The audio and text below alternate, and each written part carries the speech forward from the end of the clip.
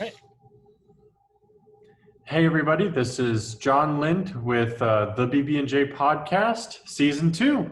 Very excited to be reaching your eyes and ears, depending on how you're viewing this.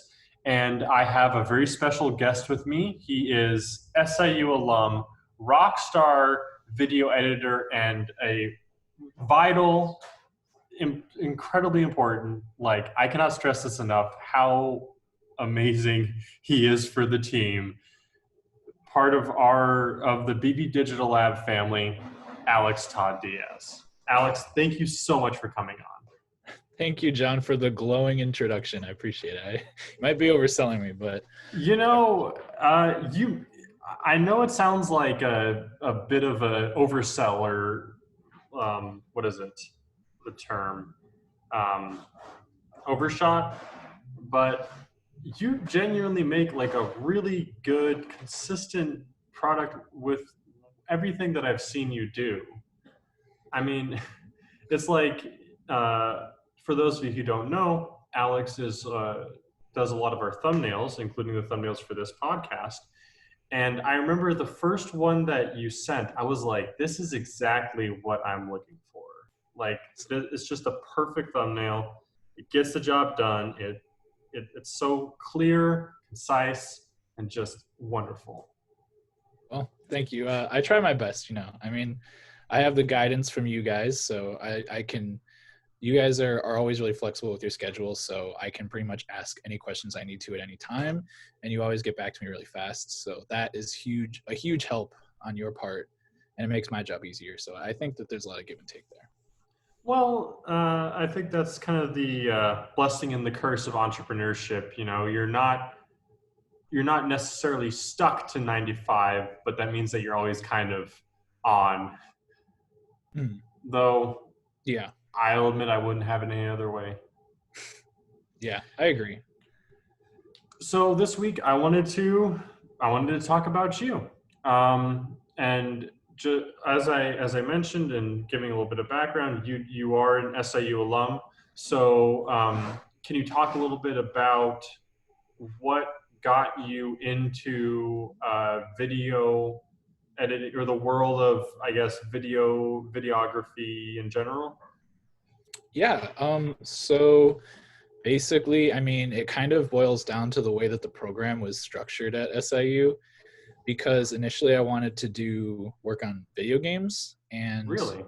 yeah, I wanted to do animation because that was pretty much their strongest program, and that was the thing I was most interested in. Just happened to kind of work out that way. But in order to do animation, you have to do the broad major of radio, television, and digital media, which means that I had to learn like a huge range of stuff. So like I had to learn how to film video, how to edit. Like we did like watched a ton of films and stuff, and did like film theory and television like research and stuff like that, and learned about like the industry in general, like media and stuff. So that, I mean, I think you did the same program, right? My degree was actually in computer science, but later on, I did take. I took one RTD course, Okay. but it did give me a kind of foundational understanding of that whole thing, especially Premiere. Yeah. So yeah, it was pretty broad for us, and it ended up being a ton of editing and filming. So once I had that stuff, then I could work on the animation, and it ended up being a lot of each thing. So luckily I had the skills in both departments, because once I graduated, it became really difficult to find a job in animation, just because I didn't have a very good portfolio, and they all kind of want someone who's already really experienced, which I wasn't. So I kind of put that on hold, because I realized that I was good at animation, but I liked editing too. So I was kind of like having a hard time finding a job, and I realized that having connections was kind of an important thing. And I just so happened to meet Bridget in one of our RTD classes, and we got along really well.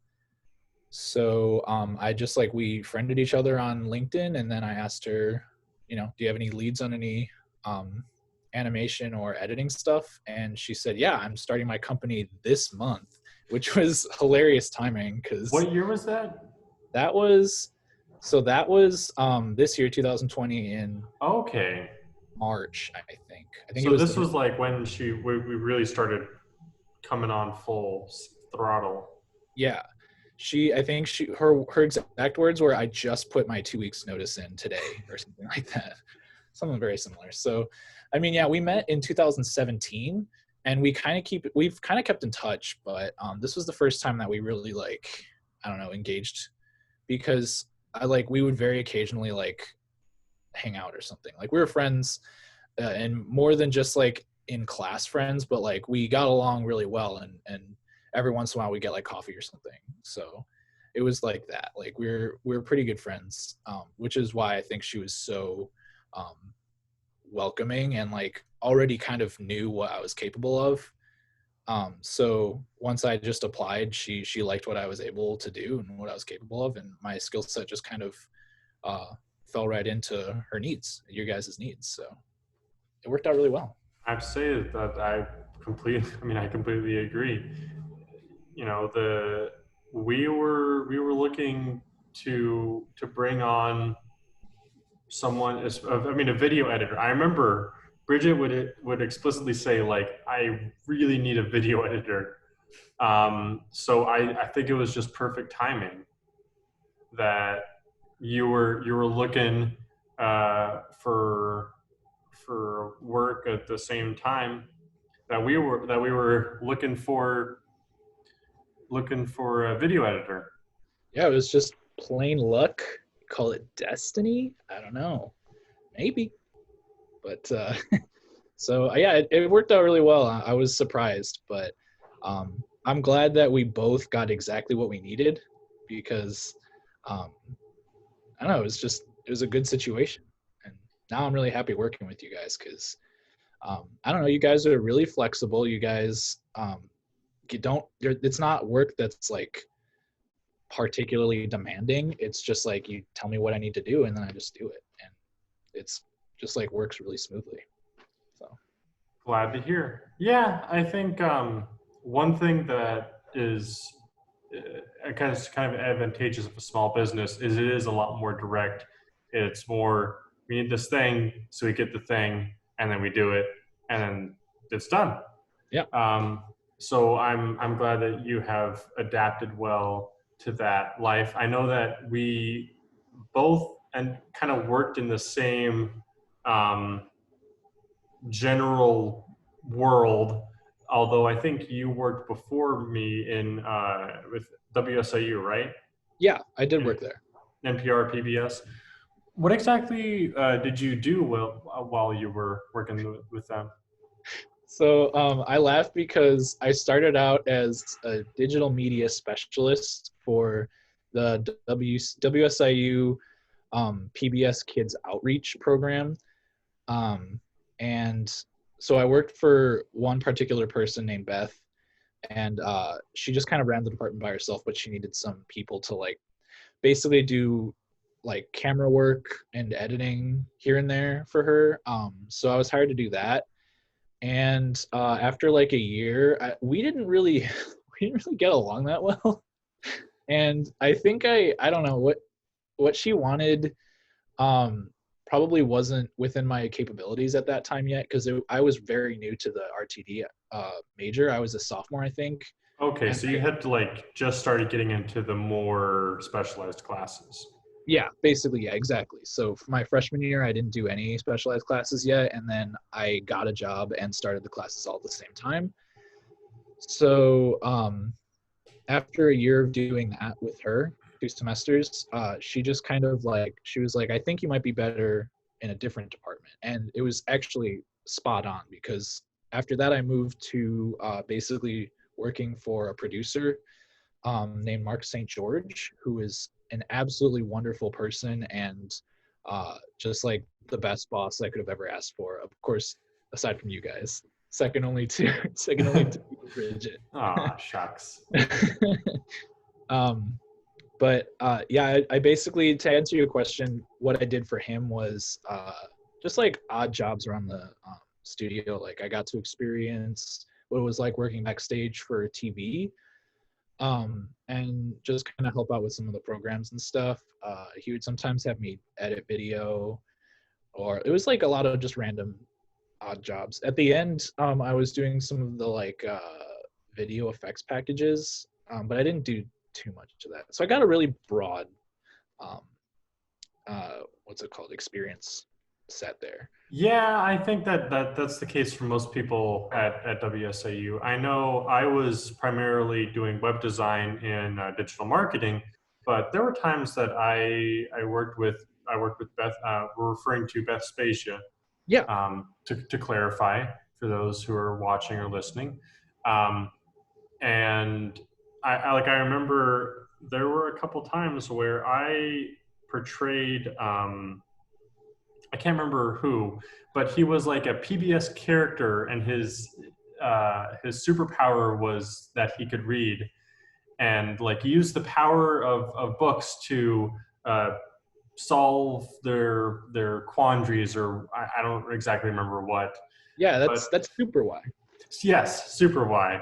I was Wyatt. There we go. I was Wyatt a couple times, which was very fun. I will admit. So you got in the mascot suit? I actually got in the mascot suit. Yeah, That's, which I is. almost, sorry, what I were you mean, saying? I've done that through a couple different times. I actually portrayed Grey Dog once, even. Oh wow. Yeah, there was like an event for I think grad students with families, and like the kids would come, and there was like a scavenger hunt. And at the end, they'd meet Grey Dog, and they were like, "Hey, we need someone to be Grey Dog." So I was like, "I'm absolutely down." It's interesting because it's like when people see you in when you're dressed up like that, whether it be white or whether it be whoever, they're not seeing you. They're seeing what you're wearing, who you. It's almost like they see who you represent. And I found there are a lot of things that are kind of like that. Where they're not they're seeing your how you're portrayed or what you're presenting, what the associations that aren't necessarily created by you. And I think it's definitely a unique experience that is interesting, I guess it is the best word for it. Yeah, I get that. Yeah, wow, that was a kind of a deep twist on on a mascot, the idea of a mascot. I mean, yeah, like I remember once it was at the farmers market, and they it was around Easter. Carbon for once again for our viewers or listeners, at Carbondale they have a farmers market, which is really nice farmers market, and I think every once in a while for certain holidays they do stuff. But one of the booths had a guy dressed up as the Easter Bunny, just walk around handing out candy. And the person in the costume went to take a break, or I think he was done. So they needed someone to dress up, and I was like, sure, I'll do it. And it just, especially working with kids in that context, they just get so excited, as why, but I mean, especially the Easter Bunny, handing out candy. And it was funny. I saw one of my teachers um, when I was in one of my microbiology teachers there with her partner. And it was kind of weird because I was like, I can't exactly say hi as me, you know.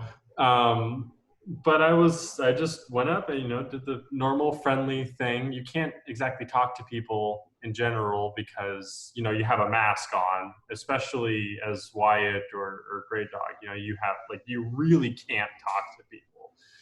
But I mean, I think even if I could, I wouldn't want to break that illusion for people, Yeah.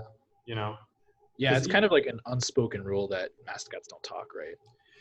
Yeah, like I said, the big reason is just because you can't hear them very well. Oh, But you know, even though you're talking, even though you know that it's a person in there, it's kind of like you know it's not real, but it kind of feels like you are talking to that person or you are interacting with Wyatt or Grey Dog or you know any mascot that's famous.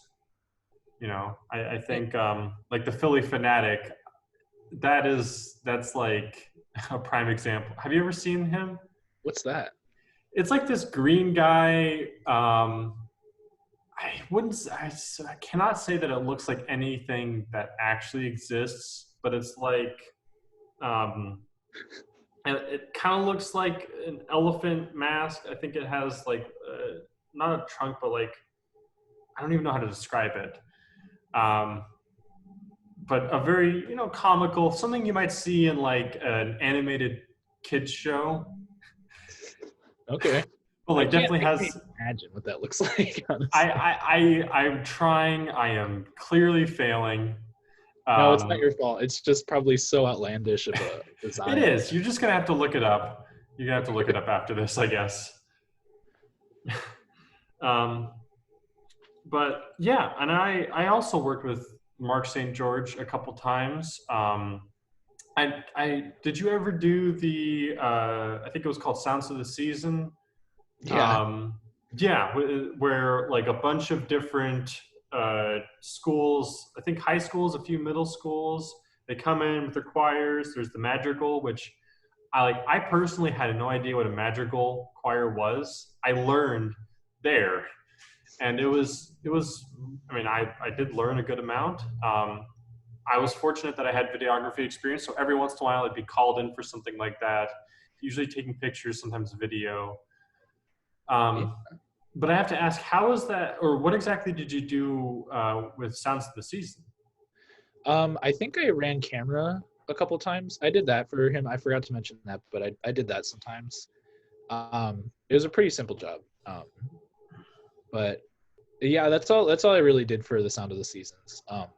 Sometimes I helped hang up the lights because if you remember in the background there were lights shaped like snowflakes in the background.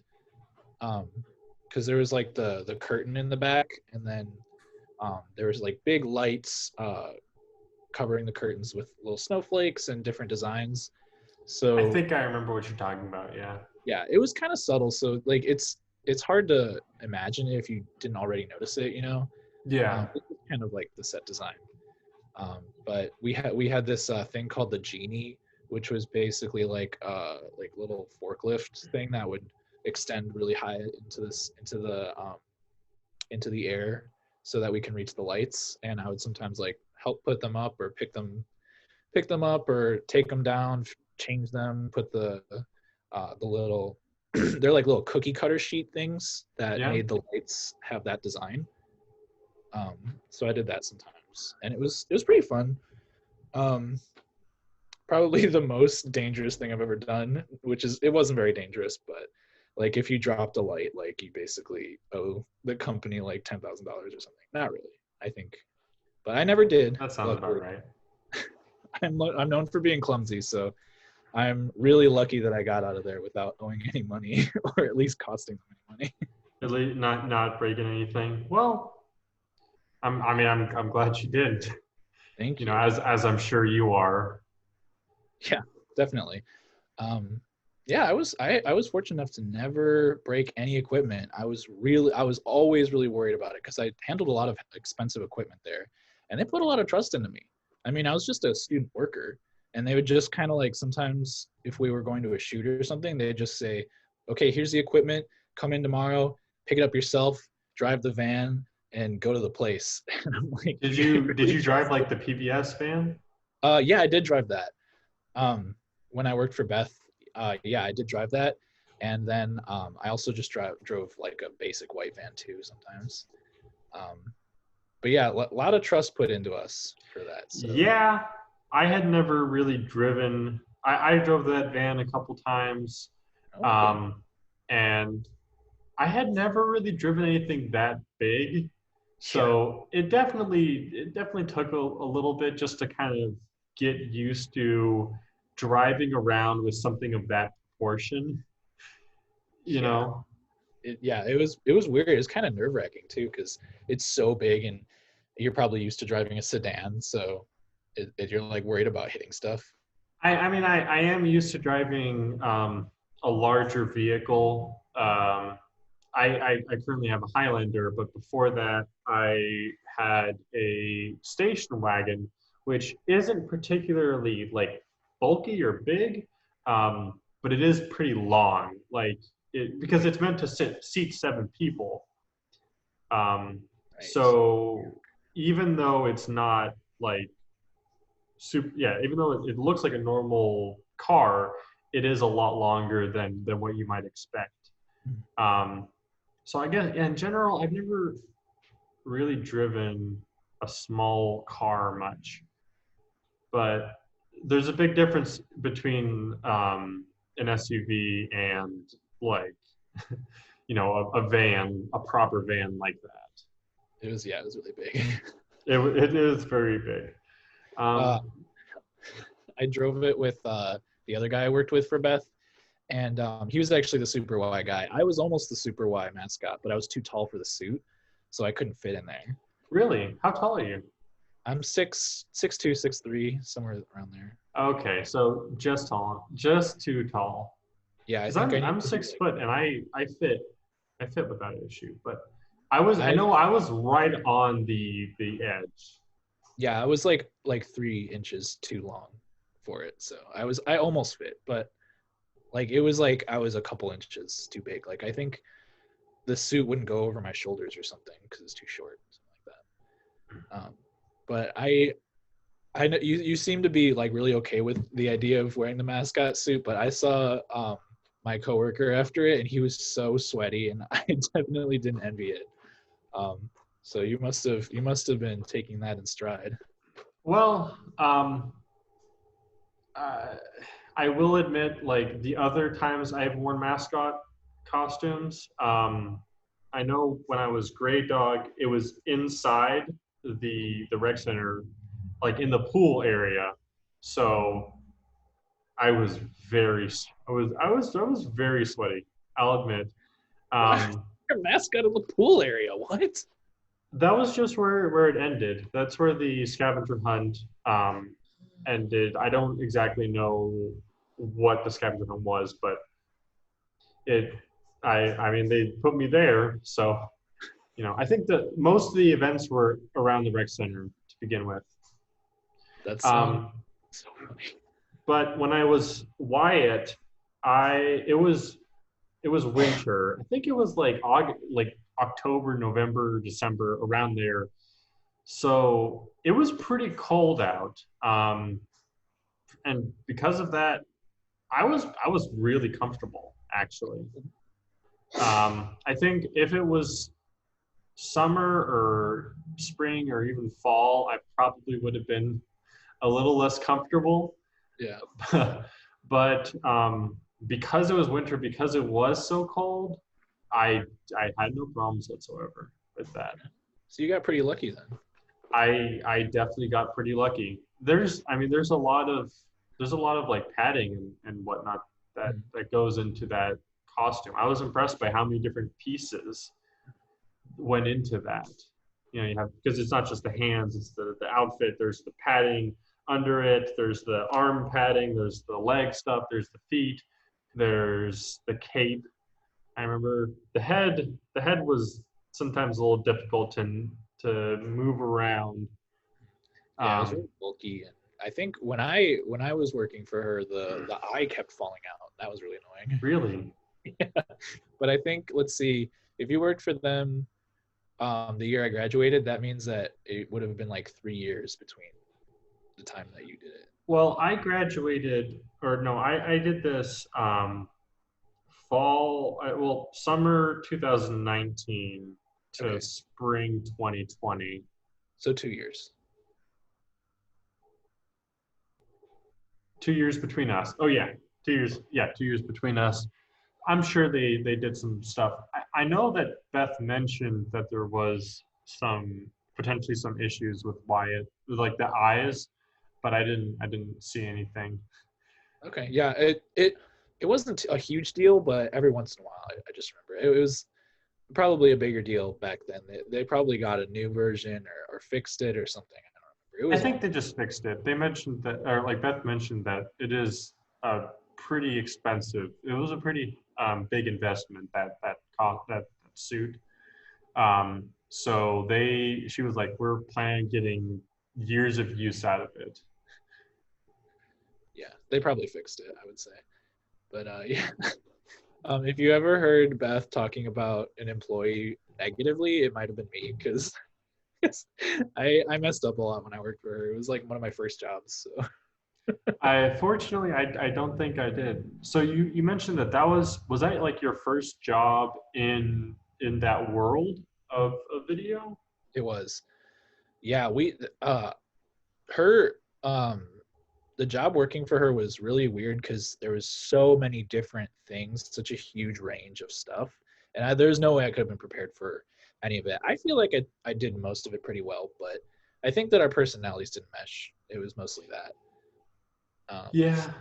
but one time I helped teach a middle school class in Carterville, um, and that was actually a lot of fun. I feel like I did a pretty good job with that. Um, that was one of my like better memories of working there because it was interesting meeting them and kind of like talk. I think we taught them about like how to use a camera and film stuff and how to edit and kind of like how to structure a camera and kind of give them a feel for how to do that, which I thought was really interesting and kind of important to show younger people so they kind of like have some sort of idea what goes into making films and TV. So. Yeah, and I think, especially now, there's so many different video platforms that people can operate on. It's not just YouTube. There's TikTok. There's Instagram. There's like the Facebook Lives. There's so many different things um, and people are getting into it pretty young, and so it does definitely help to have that education now more than ever because it's just so accessible. You don't have to wait to get a TV show to be seen by millions of people. Yeah, yeah, the technology is progressing really fast, and I mean, you've seen like on TikTok, people are picking up their cameras and using their phones to record themselves a lot more now than before. I mean, when we were in like middle school, early high school, if you wanted to film something, you had to buy an expensive camera, probably. So Yeah, I remember when I was a kid, I did make a few little home movies. I cannot say that any of them were of particular quality, and I have no idea where they are now, unfortunately. But um, it definitely was a lot more challenging, even like the video editing component. Perhaps just because of lack of skill, but it seems like now there's just much more resources for people to do so much more interesting and unusual things, quality things that you just weren't able to back then, especially. yeah, it's become so much more accessible. I mean, even if you're just an amateur who just wants to make some stuff, like before editing programs used to cost hundreds or thousands of dollars, and now you can get like Adobe Creative Cloud for like what is it, like $50 a month, or if you're a Yeah, student for free. yeah, and that gives you access to, a whole suite of different programs that can really help you through the whole process of, pretty much everything. I remember when I was a kid, what you had like iMovie, you had GarageBand, and then like a one other thing. Um, but now there's just so many options and so much stuff that like is either affordable or free available to people that I Yeah, think it's really nice how accessible everything is. Yeah, and that was actually one of the things about animation too, because it is so much easier to do that now than it used to be. Everything just, I mean, for the whole industry, just everything becomes more and more accessible as the years go by. And it's really the same deal. But I feel like I don't know if I would have been as good at animation or as interested if I was doing it 20 years ago. You know what I mean? Because um, 3D animation is now a thing, and that's what I specialized in because I can't draw at all. So it was very exciting for me to find out that I could be an animator and not actually have to have any sort of chops at drawing. So Yeah. um, I appreciate how much the industry is progressing in terms of accessibility. Did you do any animation or any sort of like home movies or anything, or things like that when you were a kid? No, that was another thing. When I went to college, I felt like everyone had had some sort of experience with animating, and I just didn't. Like I had nothing. I Really? started at the very bottom. No experience. I had no idea what it would be like. All I knew was from what I'd seen on TV. Um, so yeah, no experience at all with anything, whether it be filming or animating, anything like that. So I kind of went in blind. Was there a particular moment or class, media piece of media that really brought you into it? Yeah, actually, just I mean, it seems lame, and I've always kind of had this imposter syndrome about it, because the reason that I'm interested in it is because I played so many video games growing up that I thought, well, someone's doing this. This is a job, right? So maybe I'll just do that too. And I've always felt like that was like a cop out for a career, because all these Yeah. other careers are so complicated and difficult. And then it's like, oh, I want to make video games because I like video games so much. It's like it almost seems like that's like not fair to everyone else who works so hard, like almost like you're not working as hard or something. I don't think that way anymore. But because if you know anything about the animation industry, they're probably one of the most overworked in terms of like just like the industry as a whole. Because um, video games, as you may or may not know, make a lot more than movies and TV, and it's because it's such a huge industry. It's relatively easy to make a game, but they make so much money, and because of that, the higher up studios, the AAA studios, they all like tend to overwork their workers because they want to meet the deadlines, Mm. and so they like do forced overtime and are like there's toxic work environments sometimes. So they probably work harder than other places. I don't know as a frame of reference, but just in general, very very hard workers. Yeah, So I've definitely heard that it's all like crunch, crunch, crunch. crunch culture, yeah. Yeah, I think I saw somewhere that the average amount of time that a video game designer or video game programmer is in the industry is something like 10 years. Crazy, something crazy like that. Like a lot of people, it's just too much. Yeah, I totally understand that too, because I mean they have like no time to do anything else other than work, and then they're also, I mean, in a lot of cases treated really poorly by their bosses, and they're just not treated fairly at all, and it's all because they need to put out this product on time, um, so that the companies can make as much money as possible. So but even after I heard about that, it didn't really bother me because it's probably one of the only things I've ever really been passionate about in terms of working, like animating and video editing. I would say both. They're very similar to me. I've never considered myself a creative person, but when I work on editing and animating, that's when I feel like I'm actually contributing something or that I'm actually able to be creative in some way. So that's kind of why I love it so much. So it sounds not necessarily that you're not creative, you just had difficulty finding an outlet for that or Yeah. something that was you're passionate about. Yeah, exactly. Yeah. So, yeah, it kind of goes back to the imposter syndrome thing. I always feel like it's not, it's because it's so fun for me. It almost feels like it's not real work. You know what I mean? So, Well, I mean, they say, love what you're doing and never work a day in your life. okay. I like that. I can relate to that. Yeah, definitely. I mean, Yeah. it's still work. I mean, now working for you guys, it definitely, I can understand. I'm feeling a little bit less like an imposter because I put a certain amount of time into editing, and it is work. But it's fun work, and I would not rather do any other type of work than this, because it would be much more grueling. And this work doesn't feel grueling. It feels like when you do anything productive, you get that great feeling and you have fun doing it. It's just kind of like anything like that. Because you So get to see that like direct product at the end, right? exactly, yeah.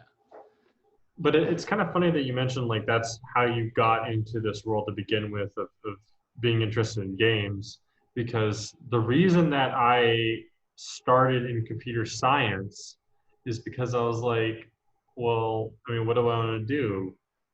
I guess get into game design.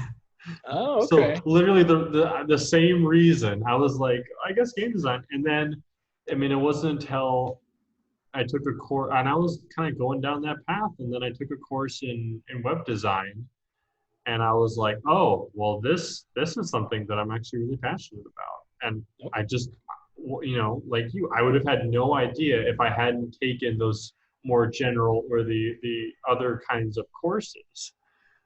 yeah. Yeah, the program is kind of a double-edged sword that way, because you didn't really actually get to be a game designer, but you got to find something else that you're equally or maybe even more as passionate about. I think that's something that it applies for a lot of education, and some people are critical of like, oh well, I'm pre med, or I'm going to law, or what have you. Why do I have to take these general ed courses? And it's a lot of time it's just because you don't necessarily know what you really want to do, what your dream job is, until you have the chance to kind of get exposed to that world. And if you don't get exposed to it, as a kid or growing up, like I don't really know any web designers. I never got exposed to that. Um, but that was just something that I had I didn't even think about it. And I took a class and that was it. And I remember that I took that class in the spring, and then in the summer, one day I was like, you know, I've always wanted to work at WSIU because I grew up listening to NPR. I grew up watching PBS. I always loved it. So I was like, well, what's stopping me? So I literally walked in and I just asked them, hey, I'm a computer science major. Is, is there anything I can do? Or is there anywhere I can volunteer? And they were like, let's direct you to Katrina Stackhouse, assistant Oh, director of uh, the digital marketing side of it, or digital promotions design and marketing, I believe is the term. Um, I think that's right. and she gave me a job offer. I mean, after looking at my portfolio, and my resume, but WSIU was also my first uh, job really in the industry, so to speak, Yeah. at all. And I think that's what's really great about them, and a lot of places that are, university positions or university adjacent, is they are willing to kind of bring people in who don't have a lot of background as students, like bring them in and then teach them and have them learn so much that they can turn around and use for other things. I mean, Yeah. like you Oh, said sorry. when you started, um, it sounds like you probably learned a lot from your time there, just learning in the field. Yeah. I did, and I think it is really important that universities hire students because it's the best way to get experience, better than being in class. Because it's like you kind of, like you said, adjacent to working as an actual position. You get that, you get the same basically quality of experience, and you get to be right there. It's almost on the level of an internship, I'd say. It was um, really great for getting experience. So Yeah, I remember, I think this was like 2 or 3 years ago. It finally clicked for me because you always hear about like, oh, like why are all these entry level positions? They all require like, you know, 3 years of experience, 4 years of experience. And I finally realized that's supposed to be those 4 years of experience, 3 years of experience are supposed to be in college. And it makes a lot of sense when you think about it like that, because it's like, oh, why do these entry level positions have these requirements? It's because they expect you to have started that work in college where they're willing to take on people with, you know, almost no practical experience. yeah, yeah, it makes sense that way, but it is also kind of exclusive because there's only a certain amount of jobs that a person can that a university can give out. So it's kind of highly competitive, um, and you have to really know what you want to do early on. And that was, I think, Yeah. where it was difficult. Why it was difficult for me to find an animation job because I did have experience, but it wasn't with animation. So that was the big problem. Um, Gotcha. and it didn't really matter. I mean, I guess I could have put more work into making animations. Like if I'd really grinded and made more animations in the time that I had at school, it would have been really difficult. But I could have made my portfolio a little better. But I ended up, they're so time consuming to make them. Um, the fastest I've ever made one it was like less than 10 seconds, and it took me 2 months of working every day. Wow. So it's really it's hard work, and I don't know I didn't have the time or apply myself I enough. mean, all things considered, you know, everything that, all the decisions in your life, everything that you've done, everything that's happened to you has brought you to this point. So, I mean, if you enjoy where you are, then it couldn't have been that bad, I guess. Yeah, no, of course not. Yeah, I mean, I knew in the back of my mind that getting an animation job right out of college would be like a pipe dream almost, and I always was equally as interested in editing as I was in animating. So I mean, obviously animation was my first choice, but I've I was always very okay with being an editor too because they're very similar. And one of them is, for video games, and the other one is for like everything else. So uh, I think of it as an opportunity to experience an endless amount of types of media. So How are video editing and animation similar? just in terms of how I feel when I do that work, you know what I mean? Okay. It's like I said before, it's just kind of like they're both creative and they're both kind of come easily to me. So practically, I mean, objectively, they're not super similar, but for me, they're very similar. I mean, you're kind of like going in and looking at really small details, and timing things right.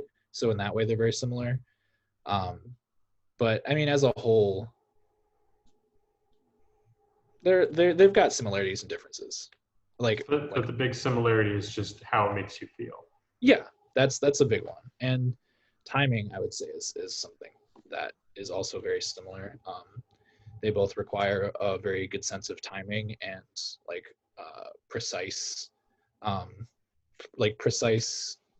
I don't know, editing. I guess like because it's they both require like that fine tuning. You know what I mean? If that makes sense. Yeah, it definitely does. So, I know you mentioned, you know, you enjoying your work with kids. If there are um, people of any age, really, but you know, a young person going into college, or someone who's in college trying to figure it out, someone looking to get into animation or video editing, what would your advice for them be? So my advice, I mean, the first thing that comes to mind is figure out if that's what you want to do. Figure out what you want to do as early as you possibly can. Because for me, I made there were a lot of decisions that I made that I felt like were too late. Um, and I always felt like I was behind. So I think that if you realize that you want to do that early on, the earlier the better, because you can kind of take those steps to figure out what your next move will be and get the experience early on, because that's super important. Um, I mean, as long as you find out what you're passionate about, whether it be animation or anything else, the earlier the better. Um, so just getting that experience in early on is super important. But I understand that it can be hard to figure that out when you're a teenager. There's so much going on, you have no idea. So I just recommend kind of like figuring out what you're passionate about, and doing it early on, because you can, I mean, there are resources you can, even if your school doesn't offer animation as a class, there's you can like go and look at behind the scenes stuff for um, like your favorite stuff, whether it be like games or movies. You can kind of see how they're made and see if that seems like something you like, and that alone will be a great resource to kind of get a feel for um, what it's like to do that kind of thing, and see how it's done.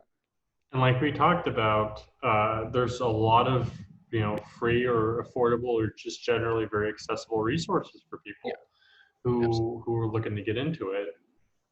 Yeah, there's some free resources. I think for specifically for 3D animation, I'm um, pretty sure there's a free.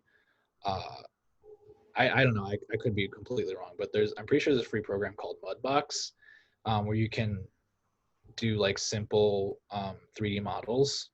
Yeah, I have no idea if it's free, so don't quote me on that. But I will try not to.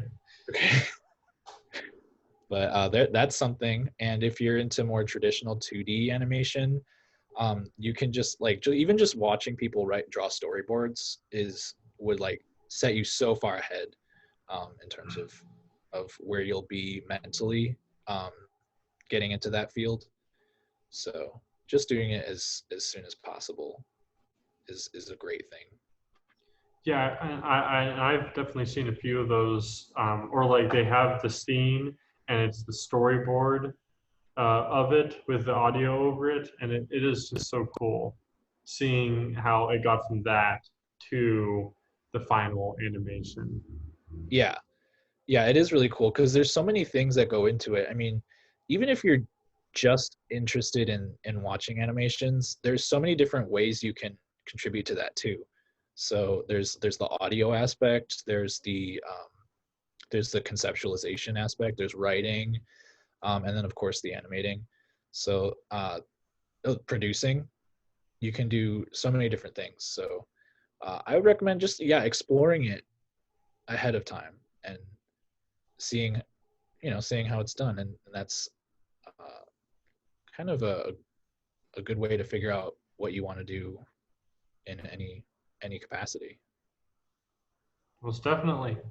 Well, Alex, I'd like to thank you so much for coming on. Where can people find you?